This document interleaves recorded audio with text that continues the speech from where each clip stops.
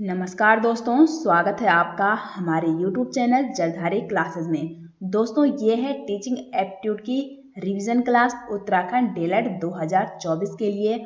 और अगर आपको उत्तराखंड डीएलएड के लिए टीचिंग एप्टीट्यूड की ई बुक या previous year paper and practice set चाहिए तो इसका लिंक आपको इस वीडियो के डिस्क्रिप्शन में मिल जाएगा, या आप सीधे गूगल पे सर्च कर सकते हैं jaldhariClasses.in। तो वहाँ भी आपको डीएलएड से संबंधित practice set and E book देखने को मिल जाएगी। आप उसे वहाँ से डाउनलोड कर सकते हैं। तो चलिए दोस्तों, आज की वीडियो शुरू करते हैं। तो आज की वीडियो का फर्स्ट क्वेश्चन है यहाँ पर, स्वतंत्रता के बाद भारतीय सरकार द्वारा स्थापित प्रथम शिक्षा आयोग के अध्यक्ष कौन थे? तो यहाँ पे आप ऑप्शन देख सकते हैं और करेक्ट आंसर क्या है वो आप कमेंट बॉक्स में बता सकते हैं। तो 1 का जो सही आंसर है वो है डॉक्टर राधा कृष्णन जी थे स्वतंत्रता के बाद भारतीय सरकार द्वारा स्थापित प्रथम शिक्षा आयोग के अध्यक्ष। तो ऑप्शन ए है 1 का सही आंसर।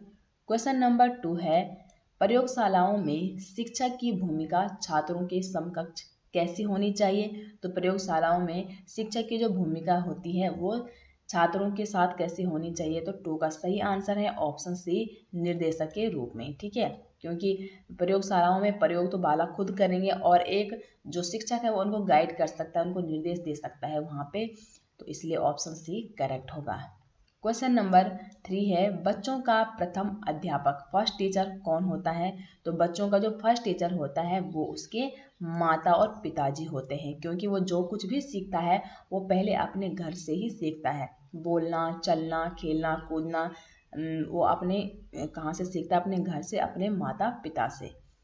नेक्स्ट क्वेश्चन है, शिक्षण का मुख्य उद्देश्य क्या है? तो शिक्षण का मुख्य उद्देश्य है शिक्षार्थियों में अधिगम उत्पन्न करना, ज्ञान का निरंतर विकास करना और भावनात्मक ज्ञान के क्षेत्र का विकास करना शिक्षण के क्या है? मुख्य उद्देश्य हैं। तो 4 का सही आंसर है ऑप्शन डी, उपरोक्त सभी। नेक्स्ट क्वेश्चन है, निम्नलिखित में से किस अवस्था में बच्चे अपने समवयस्क समूह के सक्रिय सदस्य हो जाते हैं? तो कौन सी वो अवस्था है? तो वो अवस्था कहलाती है किशोरावस्था। ठीक है, किशोरावस्था होती है 12 से लेके 18 वर्ष तक। ये सभी क्या है? विकास के स्तर हैं। और प्री चाइल्डहुड होता है आपका 2 से लेके 6 वर्ष तक, और बाल अवस्था होता है 2 से लेके 12 वर्ष तक। क्योंकि जो चाइल्डहुड होता है उसको हम 2 पार्ट में डिवाइड करते हैं, प्री चाइल्डहुड और लेटर चाइल्डहुड। प्री चाइल्डहुड 2 से 6 वर्ष का होता है और लेटर जो चाइल्डहुड है वो होता है आपका 6 से लेके 12 वर्ष का। ठीक है, तो नेक्स्ट क्वेश्चन है, समस्त विद्यालय के प्रशासनिक कार्यों का संचालन कौन करता है? तो ये संचालन करता है विद्यालय का प्रिंसिपल। तो 6 का करेक्ट आंसर है ऑप्शन ए। क्वेश्चन नंबर 7 है, शिशुओं के लिए शिशुशाला यानी कि प्लेग्राउंड में आवश्यक है। तो क्या आवश्यक है यहाँ पे? खेल के अवसर प्रदान करना, सामान्य ज्ञान देना, भाषा पढ़ाना या कहानियाँ सुनना।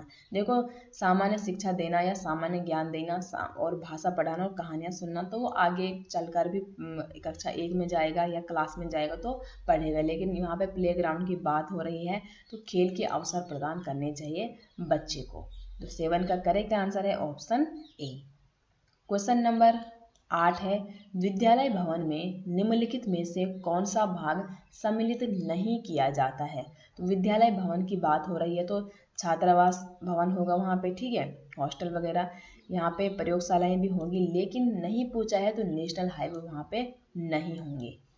नेक्स्ट क्वेश्चन है, परिणाम का ज्ञान छात्रों को क्या बनाता है जिससे छात्रों में ज्ञान की रुचि जागृत होती है? तो क्या है यहाँ पे करेक्ट आंसर क्वेश्चन नंबर 9 का? तो ऑप्शन सी क्या बनाता है? छात्रों को क्रियाशील बनाता है जिससे छात्रों में ज्ञान की रुचि पैदा होती है। क्वेश्चन नंबर 10 है, एक बाल केंद्रित कक्षा में बच्चे सामान्यतः क्या सीखते हैं? तो एक चाइल्ड सेंटर जो क्लास होती है उसमें बच्चे जो सामान्यतः सीखते हैं, तो 10 का सही आंसर है ऑप्शन ए कि व्यक्तिगत और सामूहिक दोनों रूपों में वो काम करना सीख जाते हैं। क्वेश्चन नंबर 11 है, शुद्ध मातृभाषा प्रयोग करने वाले छात्रों के साथ क्या व्यवहार करेंगे आप एक शिक्षक के रूप में? तो ऐसे छात्रों को समय समय पर पारितोषिक करेंगे, बी है मातृभाषा का प्रयोग न करने वालों को दंड देंगे या उनको कक्षा में आगे बैठने को कहेंगे, और डी है अशुद्ध भाषा के प्रयोग करने वाले छात्रों को कक्षा में क्या है पीछे बैठने को कहेंगे। तो ऐसा तो आप क्या है किसी छात्र के साथ भेदभाव नहीं कर सकते हैं कि जो थोड़ा पढ़ने में अच्छा है उसको आगे बिठाएंगे और जो नहीं है उसको पीछे बिठाएंगे, नहीं। तो 11 का जो यहाँ पे करेक्ट आंसर वो है कि अगर कोई मातृभाषा का प्रयोग अच्छे ढंग से करते हैं तो आपको ऐसे छात्रों को टाइम टाइम पर रिवार्ड देना चाहिए, पारितोषिक करना चाहिए। और क्योंकि अगर आप उनको टाइम टाइम पर रिवार्ड देंगे तो अन्य छात्र भी क्या है मोटिवेट हो जाएंगे और वो भी कहीं ना कहीं अच्छे छात्र, जो अच्छा छात्र होगा उसके जैसे बनने की कोशिश करेंगे, एक रिवार्ड पाने के लिए भी। क्वेश्चन नंबर 12 है, शिक्षा एक त्रिकोणीय प्रक्रिया है, इसके तीनों कोण कौन कौन से हैं। तो शिक्षा एक क्या है त्रिकोणीय प्रक्रिया, और इसके जो तीनों कोण है वो यहाँ पे हैं, छात्र हो गया, शिक्षक हो गया और सामाजिक परिवेश। और यहाँ पे कई बार सामाजिक परिवेश की जगह कैरिकुलम भी होता है। तो ये तीनों क्या है जो शिक्षा है उसकी त्रिकोणीय प्रक्रिया है और एक दूसरे के बिना ये सभी क्या है इनकम्प्लीट है। तो इसलिए ऑप्शन ए होगा यहाँ पे करेक्ट आंसर।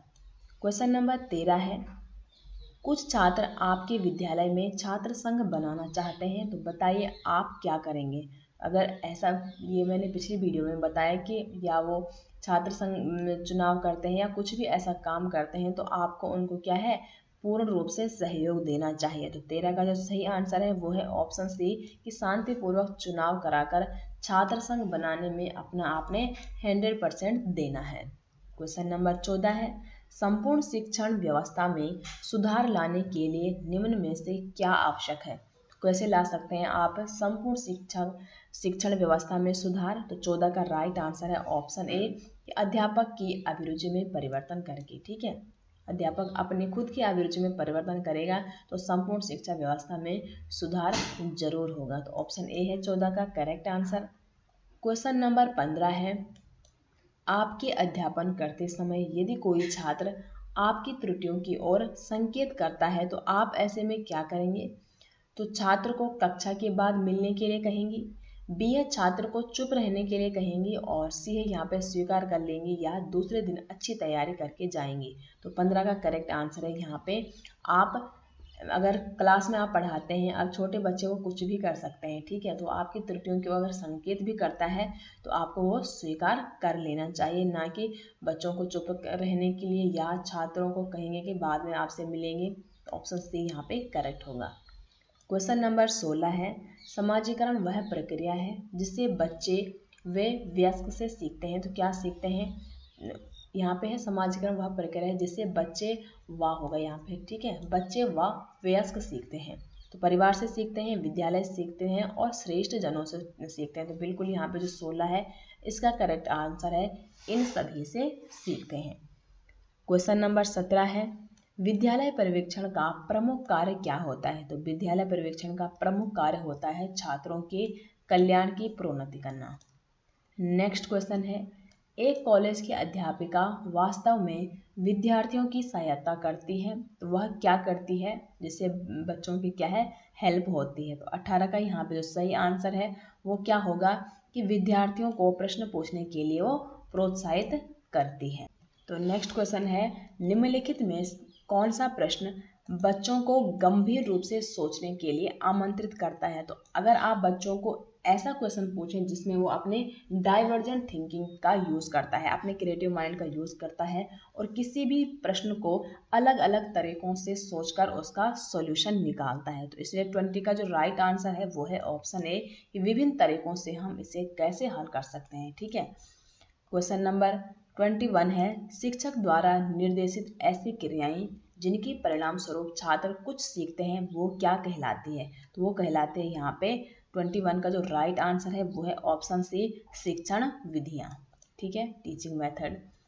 क्वेश्चन नंबर 22 है, निम्नलिखित में से कौन एक सह पाठ्यक्रम गतिविधि के अंतर्गत नहीं आता है। तो को करिकुलर एक्टिविटीज़ के अंतर्गत यहाँ पे कौन सा नहीं आता है, योग, व्यायाम, लिपिक कार्य या लोक नृत्य। तो 22 का सही आंसर है यहाँ पे ऑप्शन सी लिपिक कार्य। नेक्स्ट क्वेश्चन है, विद्यालय आधारित मूल्यांकन विद्यार्थी के किस प्रकार विकास में योगदान देता है। तो जो विद्यालय आधारित मूल्यांकन होता है वो विद्यार्थी के यहाँ पे व्यक्तिगत योग्यताओं और सहयोगात्मक योग्यताओं इस प्रकार विकास के योगदान पे ये बल देता है। तो 23 का करेक्ट आंसर है ऑप्शन सी। ए और दोनों ऑप्शन यहाँ पे क्या है, सही है। क्वेश्चन नंबर 24 है राष्ट्रीय पाठ्यचर्या की रूपरेखा यानी कि एनसीएफ 2005 का अनुवादन संविधान की कौन सी अनुसूची में दिया गया था। तो जो एनसीएफ 2005 है ये संविधान की यहाँ पर 8वीं सूची के अंतर्गत दिया गया था। तो 24 का सही आंसर है ऑप्शन सी। नेक्स्ट क्वेश्चन है बाल विकास का कौन सा सिद्धांत यह बताता है कि बालक पहले पूरे हाथ को, फिर उंगलियों को और फिर हाथ और उंगलियों को एक साथ चलाना सीखता है। तो ये कौन सा सिद्धांत कहलाता है। तो ये सिद्धांत कहलाता है दोस्तों एकीकरण का सिद्धांत। आपने देखा होगा छोटा बच्चा पहले क्या है, अगर उसको खाना देंगे पूरे हाथ को खाने से भरेगा, फिर वो क्या है इंटीग्रेट करता है अपने अंगों को और फिर जैसे हम खाते हैं ऐसे वो सामान्य रूप से खाने लग जाता है। तो उसको बोलते हैं हम एकीकरण का सिद्धांत। क्वेश्चन नंबर 26 है एक अध्यापक के रूप में शिक्षक अभिभावक एसोसिएशन में आप क्या करेंगे। तो आपको क्या करना है, वहाँ पे सक्रिय भाग लेंगे या अभिभावकों को सावधान रहने के लिए कहेंगे, सी स्कूल की गलत नीतियों का भंडाफोड़ करेंगे या प्रधानाचार्य का पक्ष प्रस्तुत करेंगे। तो 26 का जो बेस्ट ऑप्शन है वो आप वहाँ पे सक्रिय रूप से भाग लेंगे। क्वेश्चन नंबर 27 है जन्म से किशोरावस्था तक बच्चों में विकास किस क्रम में होता है। तो बच्चा जन्म से लेके और किशोरावस्था तक बच्चों में जो विकास होता है वो किस क्रम में होता है। तो 27 का जो राइट आंसर है वो है ऑप्शन ए कि सांवेदिक, मूर्त और फिर अमूर्त की ओर बच्चों का विकास होता है। नेक्स्ट क्वेश्चन है शिक्षण की सबसे कमजोर विधि कौन सी है। तो शिक्षण की जो सबसे कमजोर विधि है वो है पाठ्य वस्तु विधि, ठीक है, क्योंकि इसमें बच्चा केवल रटेगा ना कि कुछ समझेगा।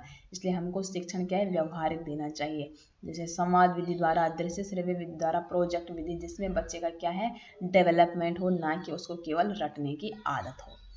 क्वेश्चन नंबर 29 है समावेशी शिक्षा के अंतर्गत शिक्षकों के अंदर होना चाहिए। तो समावेशी शिक्षा के अंतर्गत शिक्षकों के अंदर क्या होना चाहिए। तो 29 का जो सही आंसर है वो है ऑप्शन डी कि विद्यार्थियों या बच्चों के प्रति उनकी संवेदनशीलता, विद्यार्थियों के प्रति उसका लगाव और धैर्य और विद्यार्थियों की अक्षमताओं का ज्ञान होना।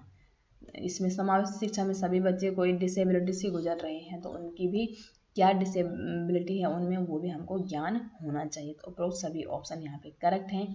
और आज की वीडियो का लास्ट क्वेश्चन है दोस्तों आप निम्नलिखित कथनों में से किस प्रकार की कक्षा को प्रजातांत्रिक मूल्यों में ओतप्रोत पाते हैं। तो 30 का करेक्ट आंसर होगा यहाँ पर ऑप्शन डी कि छात्रों को पाठ्यक्रम संबंधी अनुभवों को ग्रहण करने की स्वतंत्रता हो, क्योंकि यहाँ पे बात हो रही है प्रजातांत्रिक की, तो इसलिए ऑप्शन डी यहाँ पे होगा सही आंसर। तो मिलते हैं दोस्तों एक नई इंटरेस्टिंग वीडियो के साथ, तब तक के लिए आप सभी का बहुत बहुत धन्यवाद।